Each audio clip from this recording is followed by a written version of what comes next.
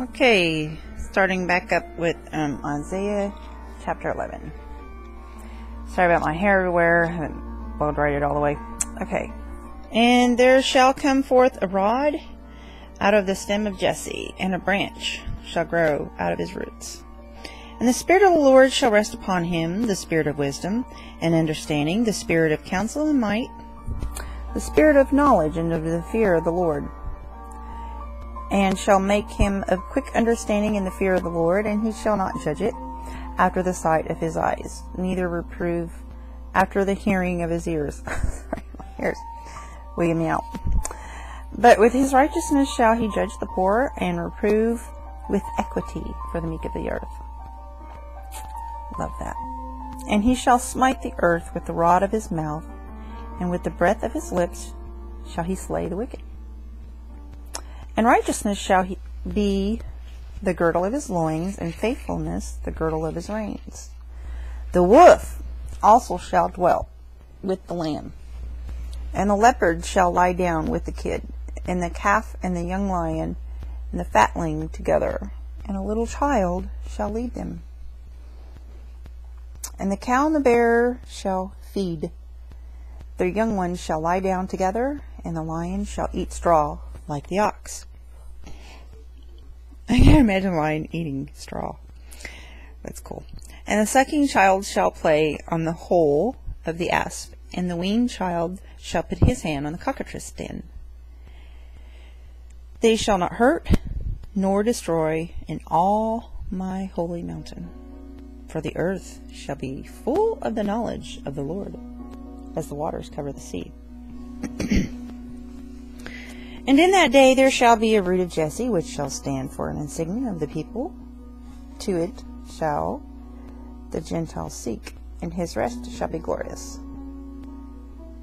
And it shall come to pass in that day that the Lord shall set his hand again, the second time, to recover the remnant of his people, which shall be left from Assyria, and from Egypt, and from Pathros, and from Cush, from Elam, and from Shinar, and from Hamath, and from the islands of the sea.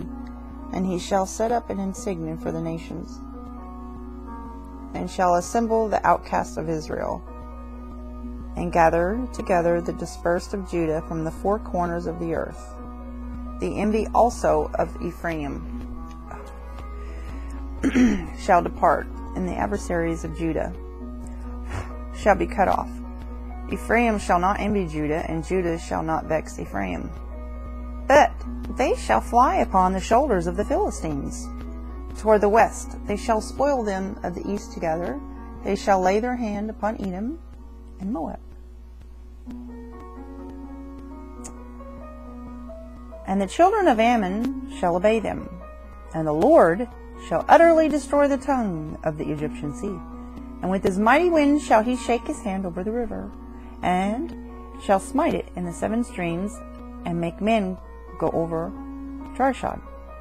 And there shall be a highway for the remnant of his people, which shall be left from Assyria, like as it was to Israel in the day that he came up out of the land of Egypt.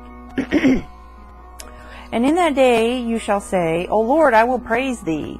Though thou wast angry with me, thine anger is turned away, and thou comforted me. Behold, God is my salvation.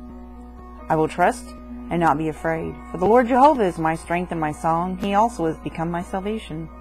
Therefore with joy shall ye draw water out of the wells of salvation. And in that day shall ye say, Praise the Lord, call upon his name. Declare his doings among the people. Make mention that his name is exalted. Sing unto the Lord, for he has done excellent things. This is known in all the earth. Cry out and shout, thou inhabitant of Zion, for great is the Holy One of Israel in the midst of thee. The burden of Babylon, which Isaiah the son of Amoz did see. Lift ye up a banner upon the high mountain, exalt the voice unto them. Shake the hand that they may go into the gates of the nobles.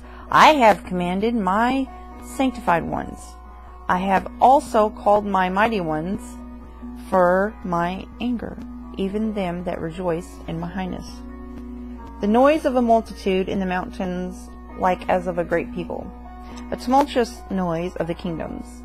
of nations gathered together, the Lord of hosts musters the host of the battle. They come from a far country, from the end of heaven, even the Lord, and the weapons of his indignation, to destroy the whole land. Howl ye, for the day of the Lord is at hand. It shall come as a destruction from the Almighty. Therefore shall all hands be faint, and every man's heart shall melt. And they shall be afraid. Pangs and sorrows shall take hold of them. They shall be in pain as a woman that travails. They shall be amazed one at another. Their faces shall be as flames. Behold, the day of the Lord comes cruel, both with wrath and fierce anger, to lay the land desolate. And he shall destroy the sinners thereof out of it. For the stars of heaven and the constellations thereof shall not give their light. The sun shall be darkened in his going forth, and the moon shall not cause her light to shine. And I will punish the world for their evil, and the wicked for their iniquity. And I will cause the arrogancy of the proud to cease, and will lay low the haughtiness of the terrible. I will make a man more precious than fine gold, even a man than the golden wedge of Ophir. Therefore I will shake the heavens, and the earth shall remove out of her place. In the wrath of the Lord of hosts, and in the day of his fierce anger. And it shall be as the chased roe, and as a sheep that no man takes up. They shall every man turn to his own people, and flee every one into his own land. Every one that is found shall be thrust through, and every one that is joined unto them shall fall by the sword. Their children also shall be dashed to pieces before their eyes. Their houses shall be spoiled, and their wives ravished. Behold, I will stir up the Medes against them, which shall not regard silver, and as for gold, they shall not delight in it. Their bows also shall dash the young men to pieces, and they shall have no pity on the fruit of the womb. Their eye shall not spare children. And Babylon, the glory of kingdoms, the beauty of the Chaldees, excellency, shall be as when God overthrew Sodom and Gomorrah. It shall never be inhabited, neither shall it be dwelt in from generation to generation, neither shall the Arabian pitch tent there. Neither shall the shepherds make their fold there. But wild beasts of the desert shall lie there, and their houses shall be full of doleful creatures, and owls shall dwell there, and satyrs shall dance there, and the wild beasts of the lands shall cry in their desolate houses, and dragons in their pleasant palaces. And her time is near to come, and her days shall not be prolonged.